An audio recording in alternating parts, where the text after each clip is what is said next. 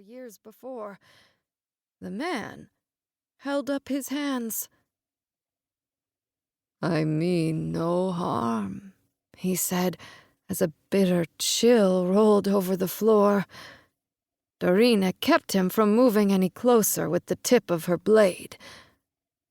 "We have nothing for you to steal." "I only wish to warm my bones by your stove for an hour. Then I promise I'll be on my way." His dark hair hung in wind-blown tangles around his pale, waxen face. A toe wiggled out from a hole in his worn shoe, and a threadbare coat hung from his wiry frame. If he stayed out in the snow, he'd be dead by morning. "I only need you to invite me in." Years later, I'd come back to this moment, wishing I could tell myself all the things I didn't know back then. I should have screamed at my sister to slam the door in his face, to hide from the window until the sun rose the next morning. But we didn't know he was a monster who needed an invitation. We thought a desperate man would find another way in.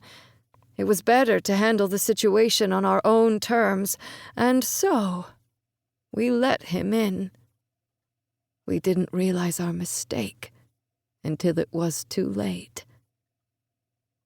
Blood was everywhere. It coated our hair and covered the floor my sisters and I lay on side by side. I slid my fingers through it, the liquid going cold as I tried to search for the wood grain beneath. There was too much. I'd lost too much.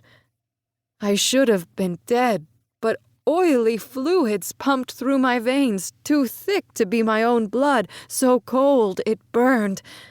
I could hear it pulsing beneath my skin. My limbs went rigid like a corpse's, my bones snapping into a stiff position. It was unlike any illness I'd ever experienced. There was no respite from the feverish fit. When I closed my eyes, the world was still crimson, and although we were alone, everything was so loud. I heard Lacia's final heartbeat and Dorina's last breath. I couldn't turn my head to see them, but I knew they were dead.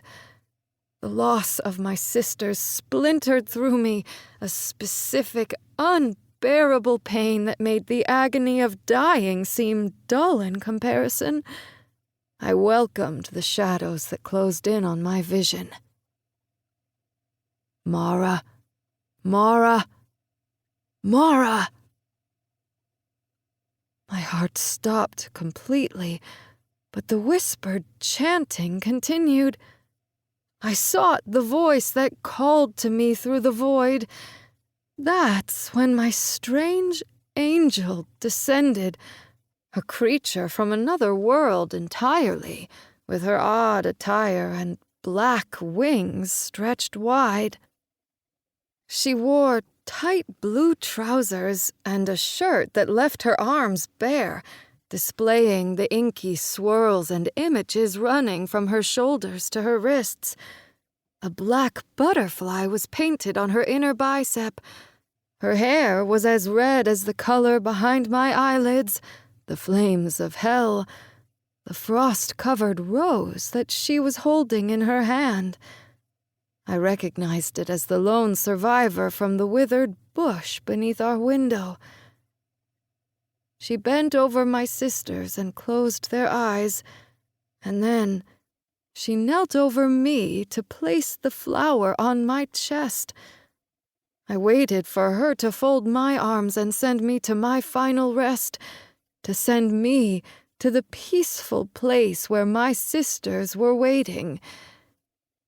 She brought her lips to my forehead, answering my unspoken prayer for a woman's kiss. My angel had heard the quiet longing of my heart. I sighed, ready to let go, but the angel didn't come to grant me the mercy of death. She grasped my chin and